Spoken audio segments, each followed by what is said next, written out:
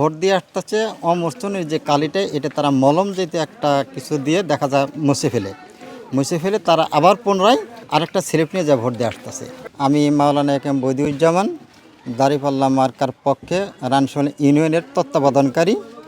আমি কয়েকটা কেন্দ্র ঘুরেছি, তার মধ্যে বাঘহাতা যে প্রাইমারি স্কুলের যে কেন্দ্র, এখানে এসে আমি স্বচক্ষে দেখলাম এবং অনেকেই বলতেছে যে রাস্তার পাশে তারা ওপেন ভোট দিয়ে আসতেছে অমূর্ছনীয় যে কালিটা এটা তারা মলম যেতে একটা কিছু দিয়ে দেখা যায় মুছে ফেলে তারা আবার পুনরায় আরেকটা স্লিপ নিয়ে যা ভোট দিয়ে আসতেছে এবং কি জনের প্রতিবাদ করা যায় তারা তেড়ে মেরে আসে, যার জন্য প্রতিপক্ষদের সাথে আমরা কুলে উঠতে পারতাছি না।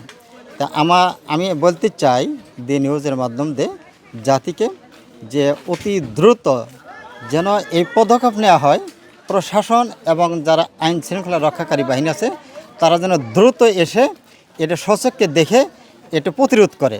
কেননা সুষ্ঠু সুন্দর নির্বাচনের জন্য তাদেরকে ভূমিকা রাখতে হবে। ভূমিকা যদি না রাখে তাহলে এই জাতি যে আশা প্রত্যাশা করেছে একটি সুষ্ঠু সুন্দর নির্বাচন হবে, এই নির্বাচন তাতে ভলন্টিত হবে এবং এই নির্বাচন শুধু ভলন্টি হবে না, এই জুলাই যোদ্ধাদের যে একটা আশা আকাঙ্ক্ষা ছিল, এই জাতির যে একটা আশা আকাঙ্ক্ষা ছিল, এটা আর কার্যকর হবে না।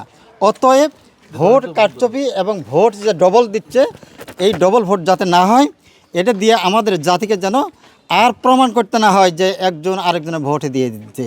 এই ভোট চুরিকে বন্ধ করার জন্য আমি আহ্বান জানাচ্ছি। দেশে দেশে সবার সাথে দ্য নিউজ।